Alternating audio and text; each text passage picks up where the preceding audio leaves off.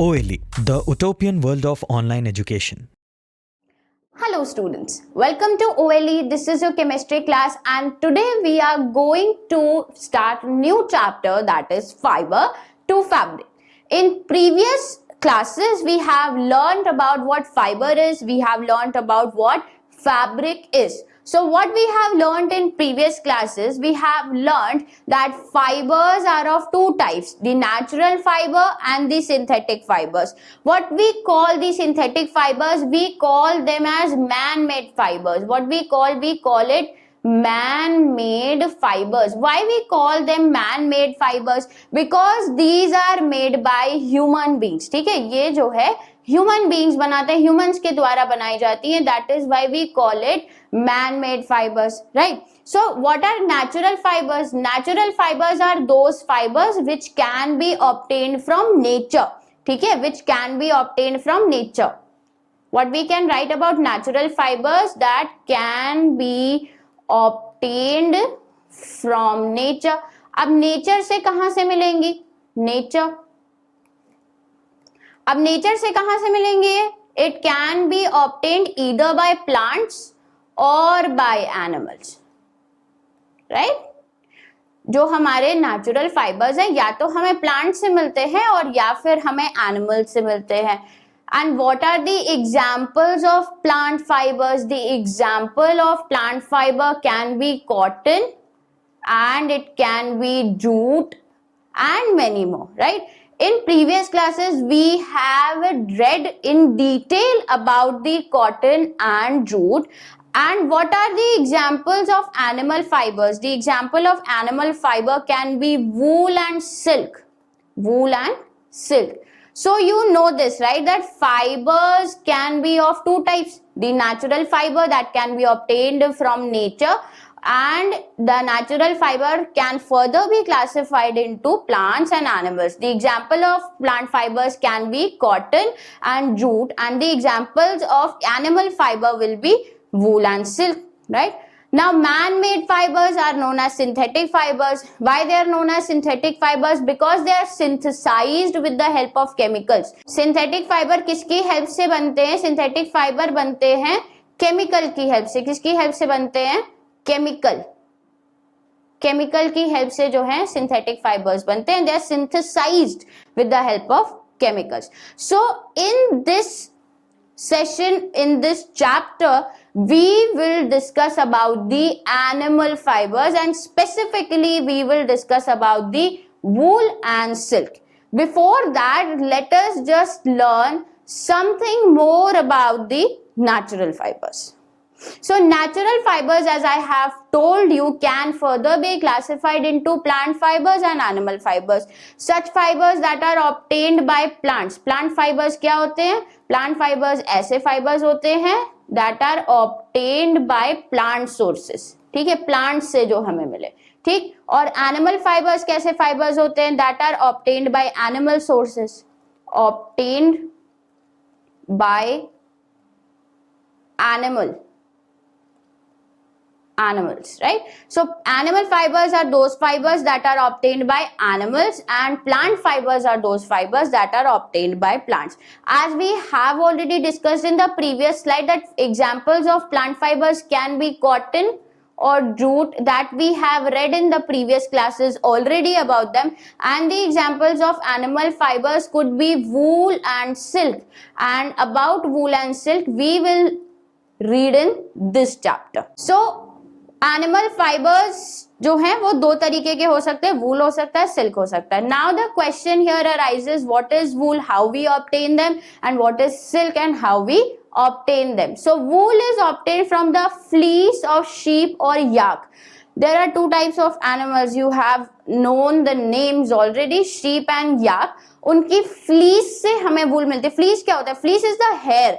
Just as you have your body hair, similarly other animals also have some body hair, and उन्हीं की body hair से जो है वो हमें wool मिलता है. And what about silk? Silk हमें कहाँ से मिलता है? Silk fibers come from cocoons of a silk moth, right? Silk moth is an insect, okay? उसके कोकून से जो है हमें सिल्क फाइबर्स मिलता है. कैसे मिलता है? We will know in a while.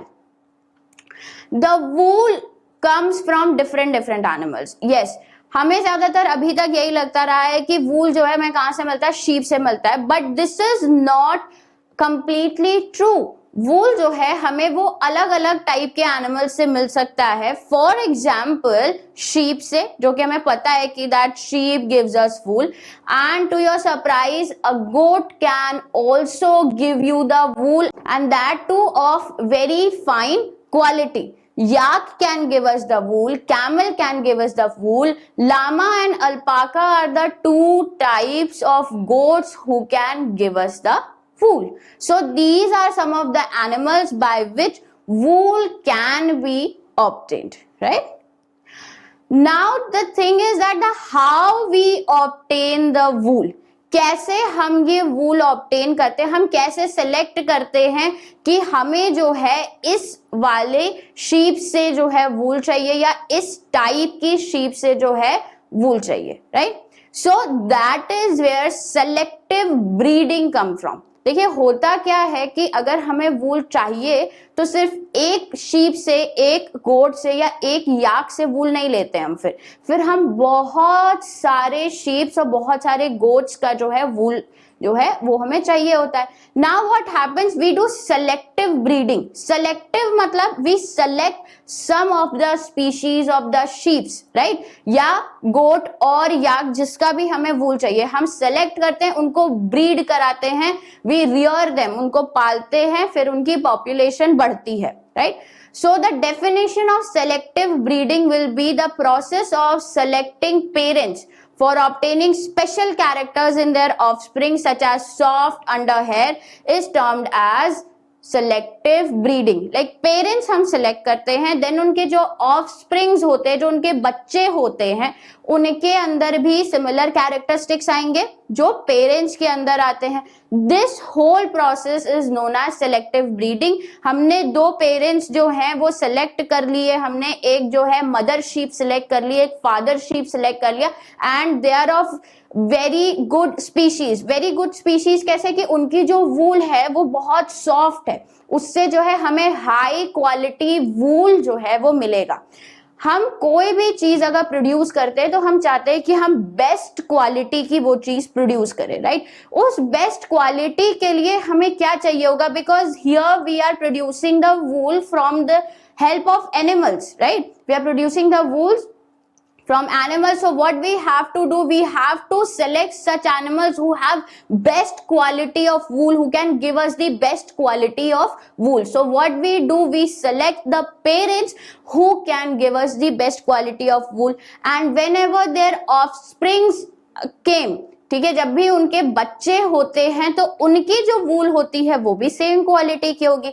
तो इससे क्या होता है, हमें एक हाई क्वालिटी वूल जो है वो मिलता है, बहुत अच्छी क्वालिटी का वूल मिलता है. So this particular selection is known as selective breeding, कि हम एक पर्टिकुलर तरीके के जो है मेल शीप और फीमेल शीप या मेल गोट फीमेल गोट जो है उनको सिलेक्ट करते हैं, उनको ब्रीड कराते हैं, then the population of sheep and goat we obtain the wool from them, and that wool will be of high quality wool.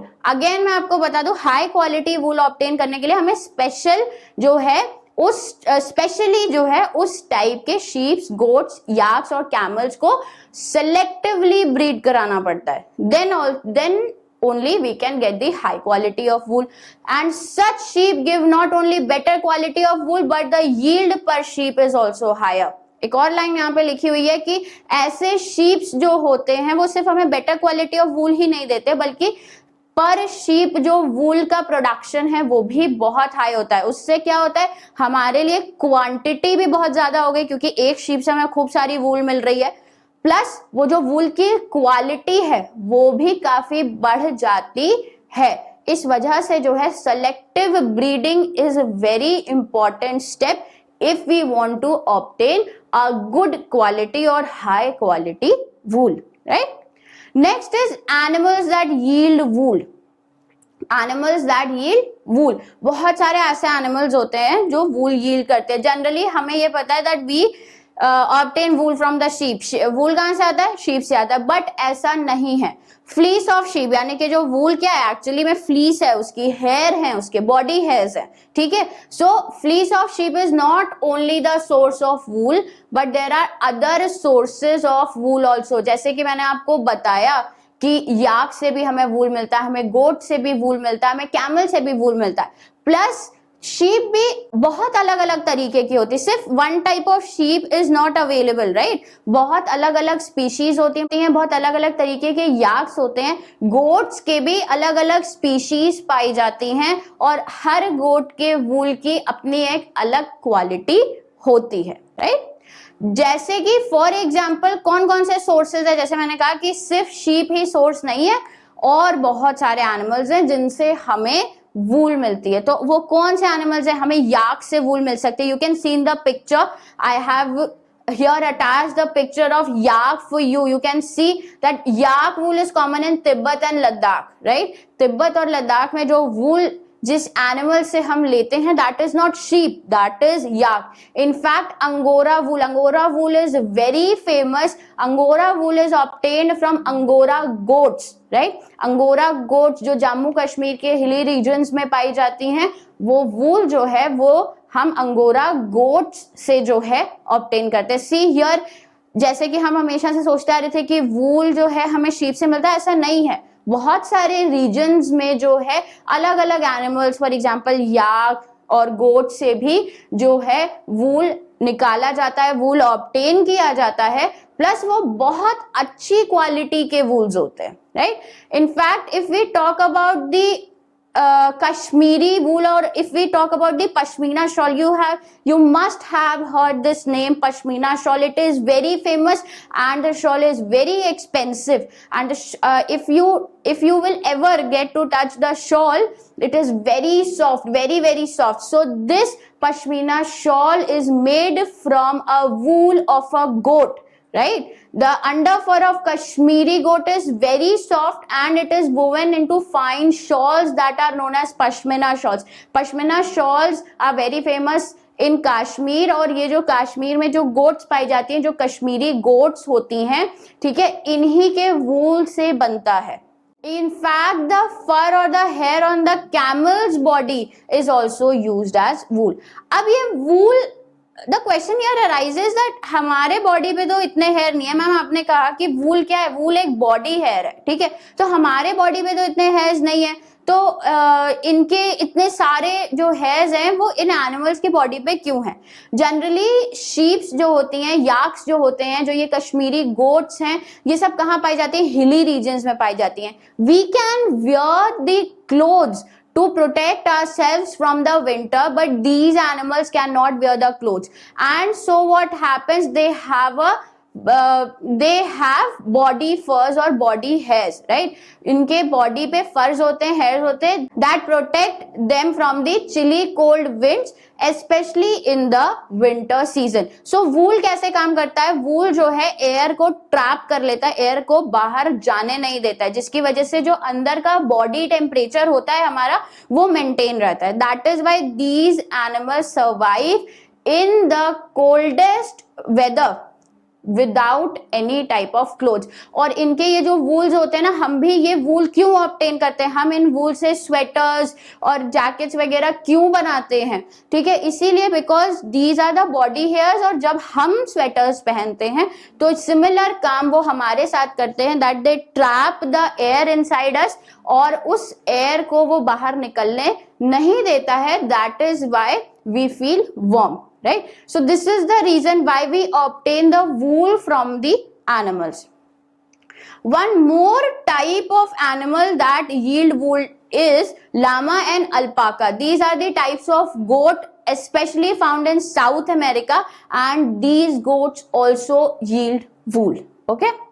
Next is some Indian breeds of sheep which provide us wool. ठीक है, हमने ये बात की कि कश्मीरी गोट होती है, याक होती है, लामा अल्पाका होती है, तो अब हम बात करेंगे कि इंडियन ब्रीड के कौन से शीप होते हैं, क्योंकि मेजरली हमें शीप से ही वूल मिलता है, लेकिन हम ये नहीं कह रहे कि सिर्फ और सिर्फ शीप से वूल मिलता है। मैंने आपको बताया कि शीप के अलावा भी और एनिमल्स हैं, for example yak, goat, camel, जिनसे हमें वूल मिलता है, but I am not denying, लेकिन मेजर पार्ट ऑफ वूल जो है हमें शीप से मिलता है। Now we are going to discuss Indian species of sheep or Indian breeds of sheep that provide us wool, and that is lohi.